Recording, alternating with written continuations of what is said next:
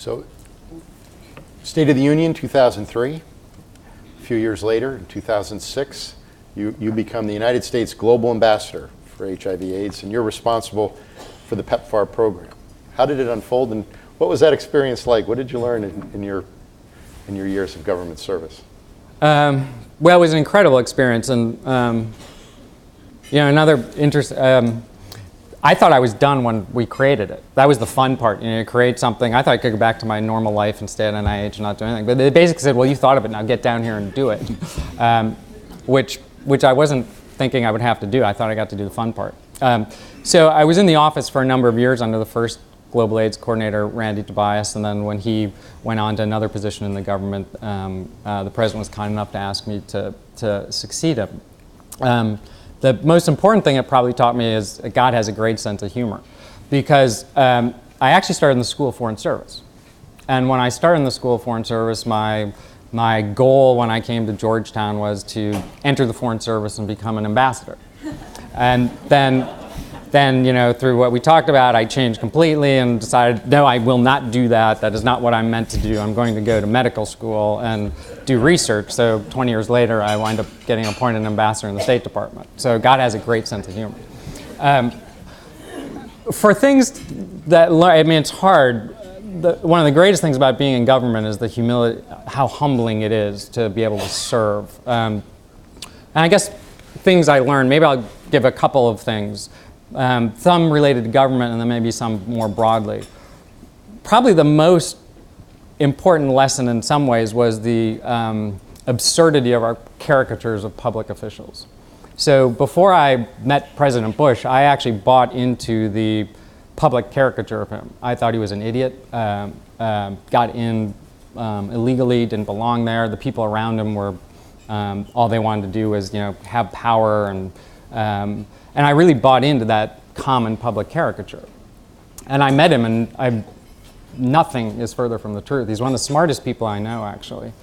Different type than we might think of here, an intuitive intelligence. He reads 20 times what I do. He's a great writer. And one of the most humble people I've ever met. Truly humble. Not the fake humility we see in this town a lot, but true humility. Really remarkable man. There's no one in the world I respect more today than him. So that was a huge lesson to me, that these public caricatures we create around people are really probably not just are unchristian, actually. And they're also harmful to our system, because we all buy, at least many of you probably are better people than me and didn't, but I bought into all that.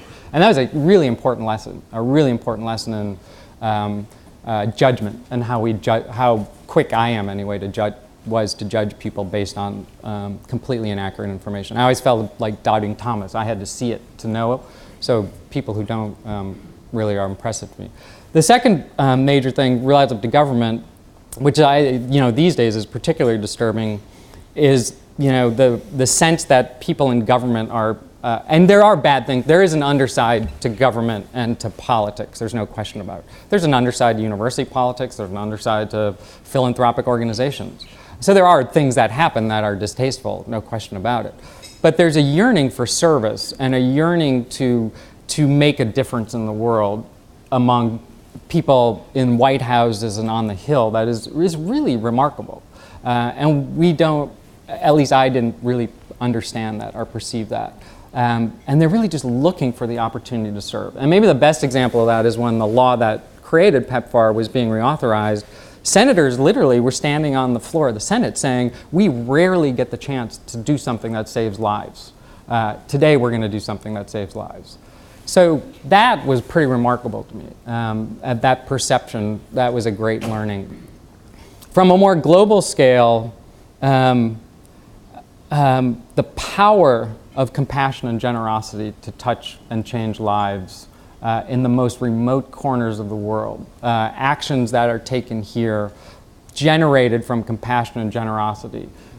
The reach that has to the most remote village, inaccessible by almost anything, is breathtaking. And maybe the best example I have of that is in one of the most remote parts of Ethiopia, Aksum, which is actually the birthplace of Christianity in Africa.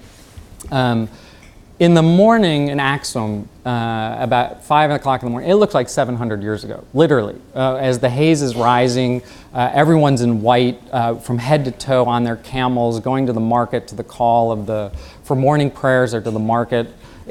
Until the fog clears and you can see a couple of power lines, it looks like 700 years ago. So we went to a clinic there, very small clinic, very small town really. And the person who ran the clinic was a town elder, because in places like that, if you're running a clinic, you're a pretty important person. And I was probably tired and cranky, and we were getting up early, and he was talking, and I'd been through 100 meetings, and he was talking, and he was PEPFAR this and PEPFAR that, and I was probably being snotty, and I said, well, so what does PEPFAR mean? Trying to get him to say the President's Emergency Plan for AIDS Relief. And he said, PEPFAR means the American people care about us.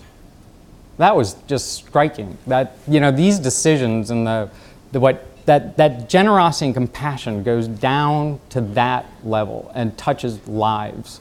It was really that was just a beautiful lesson.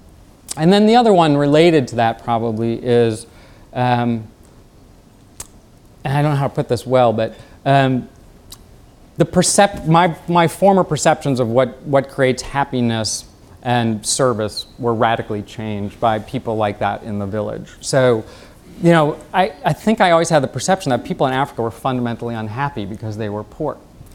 They're not. You go into these environments and you'll find the most vibrant culture, the most deep laughter, the dance, the beauty, the relationships, the love. It's just breathtaking. And then they have what we would consider to be nothing. Yet they have this joy and love that's really, really touching. And what was even more remarkable is their sense of service amidst that. People who have what we would consider to be absolutely nothing will give everything they have for their neighbor. And that beauty of service, and it was an extraordinary lesson. I don't know that I've absorbed it, but and certainly by my behavior I haven't. But it's really remarkable and a deep-seated thing. And in the end, that's what Georgetown is about, teaching those lessons. But it took me to go to Africa to really learn them.